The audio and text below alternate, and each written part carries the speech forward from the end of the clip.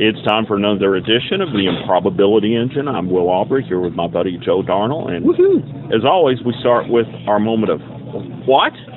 And Joe, I'll let you go first. All right, my moment of what comes out of the MAC, the MAAC conference. That's out in the northeast part of the United States. Ryder versus Siena, a chippy game that actually breaks down to fisticuffs at one point after one player went up for an alley-oop dunk and was forearm shivered to the floor.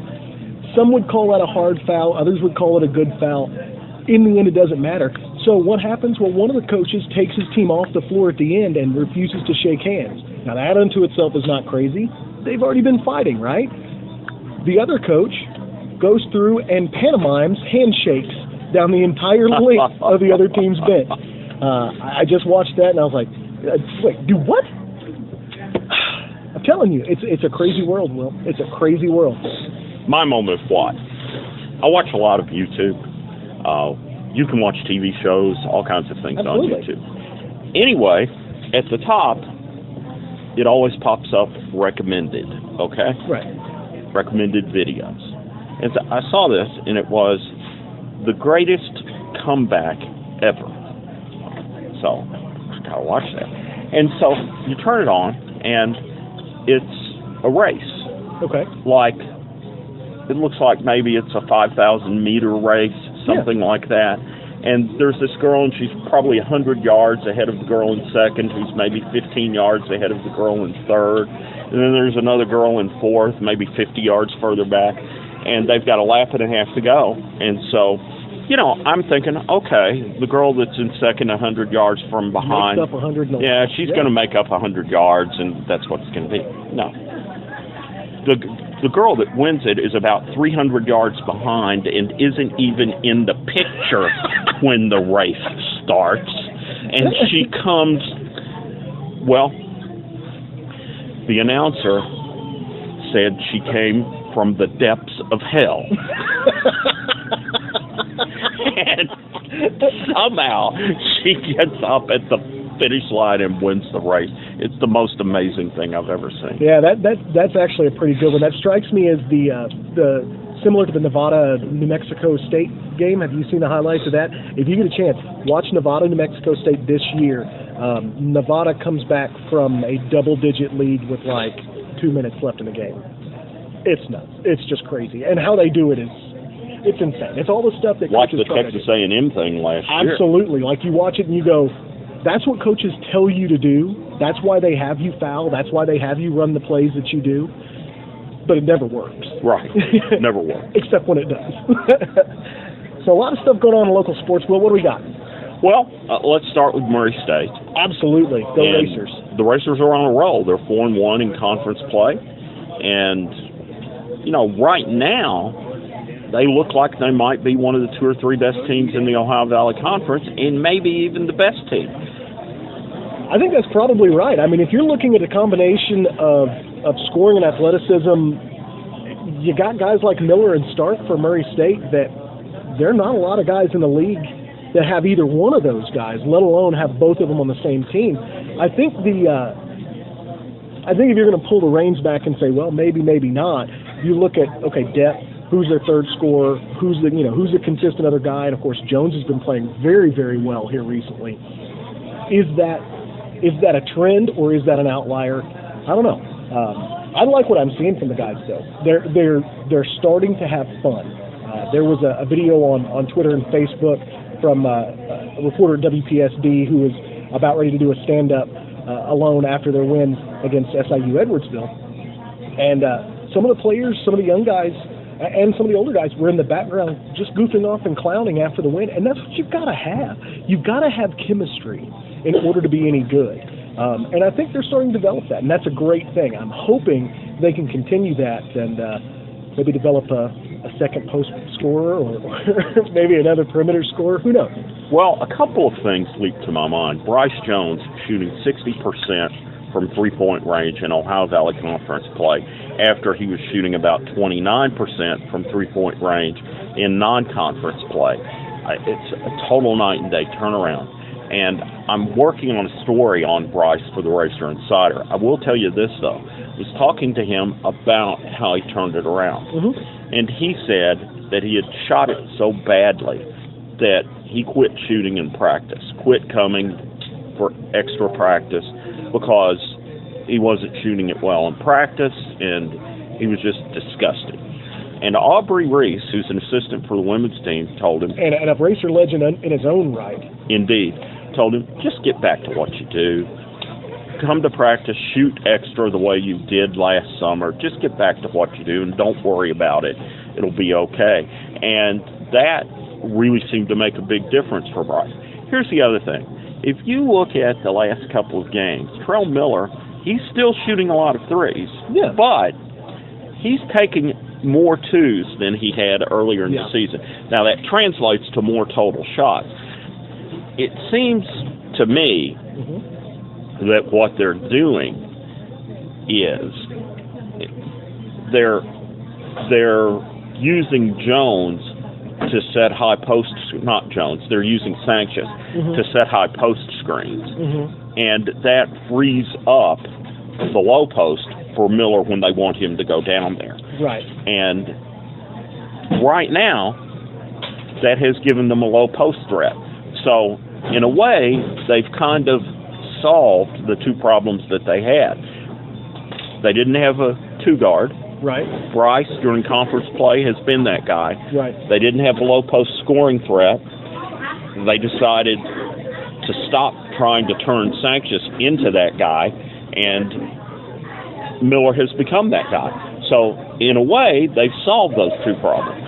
Yeah, and what stands out to me first and foremost about the things that Jones has done differently in conference play is his shot selection is so much better. It's so hard to tell people, we talk about guys taking shots in rhythm and taking shots in the offense.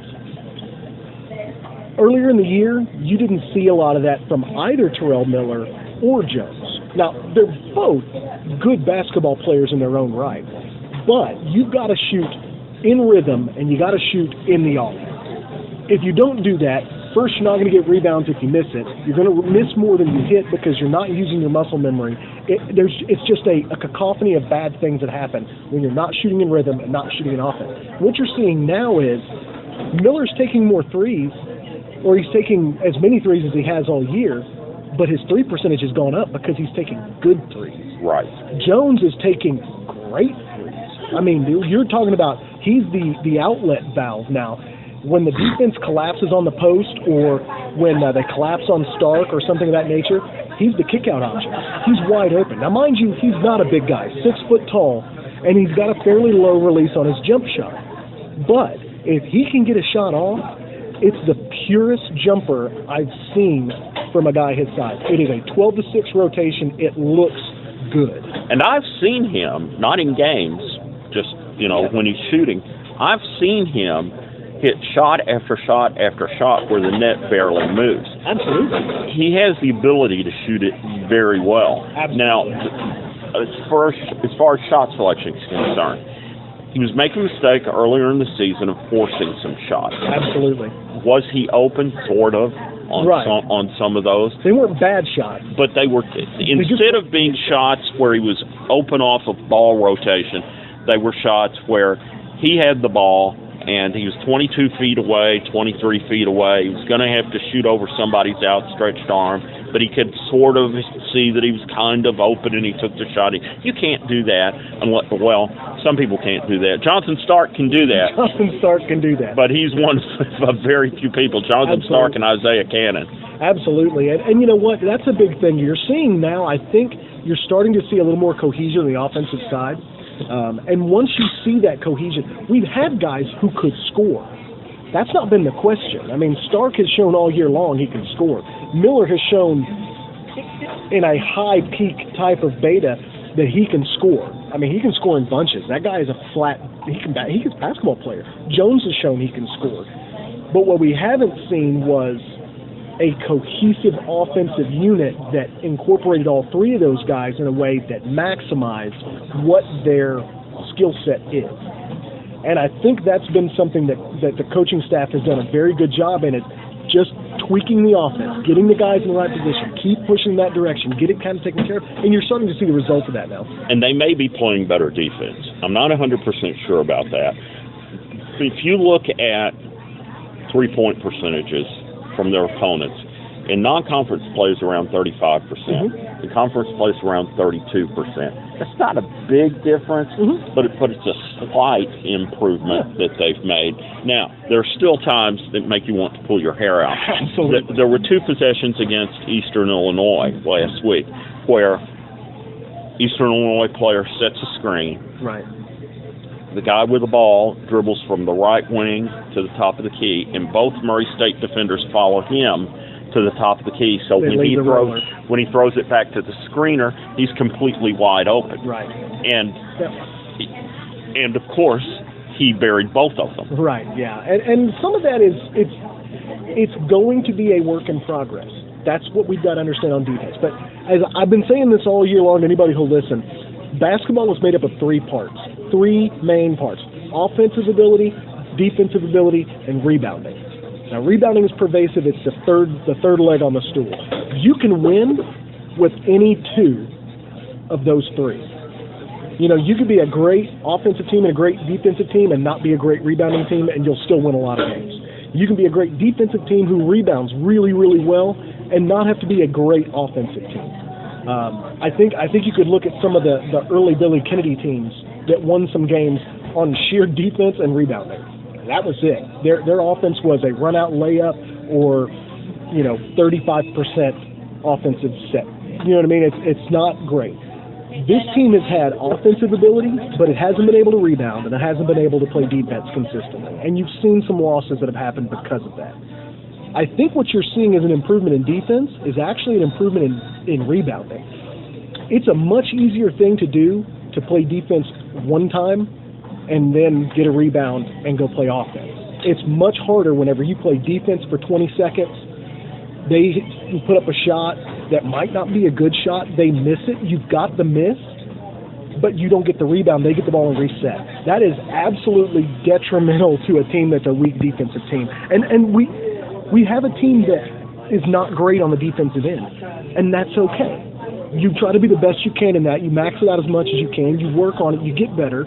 But if you can rebound and you can play offense, you can still be a winning team. That's going to be what they're going to have to do. Now, I'd love to see them play defense because the best teams always do. But it is a process, and it is something that has to be worked on. They get Eastern Kentucky here at the CFSB Center tomorrow night, and then they travel to Austin Peay on Saturday. Yeah, Eastern Kentucky is an interesting team. They make me nervous, to be honest with you. On paper, they've got three of the better players in the league. McGlone, the freshman Gis, and then the kid down low. What's his name? I can never remember. Mayo is sophomore. The kid, he's just talented. He's a talented post player. Gist is as good a freshman as the league has. And McGlone, whenever he's healthy, is a volume scorer. I mean, that's a recipe to win a lot of games in the OVC. Now, here's the problem. Just sat out last game against Belmont. He was in the coach's doghouse. McGlone's had back spasms, and Mayo is kind of not a great rebounder. You know what you would have if you took a video of Nick Mayo saying no over and over again? Mayonnaise. Oh, God. Oh. It's a game, though, that Murray State should win, and they are predicted to win. They're about a 10-point favorite according to computers. The Austin Peay game, another game that you would expect Murray State to win, but it's at Peay, it's at the Dunn Center, and that's a crazy atmosphere anytime you go over there.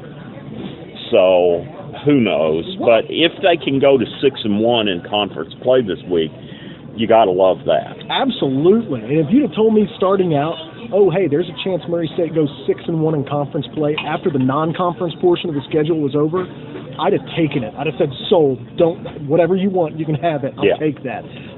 Especially with the way it worked out. Home game against TSU and all that stuff. That's just a tough situation to be in. Anyway, let's move on and talk about Calloway County sports. Absolutely. The Lakers played a doubleheader at McCracken County on Monday. Mm-hmm. And I want to talk first about the boys' game. Okay. The Calloway boys came into that game against McCracken County, having already played them and lost by 14. Yep. McCracken at the time was regarded as maybe the best team in the region. They had beaten Christian County, right. a Christian County team that was one of the better teams in the state of Kentucky. Absolutely. So Calloway comes out, and it looks like that they're just getting their doors blown off. Right. They're at one point they're behind. I think the score, let's see, it was 49-30, I believe. Oh man. 49-30. And then they go on a 15-1 run to get it to within 6. They got it to within 3 twice in the final minute, and dang near won that basketball game. It just goes to show you how much they progress.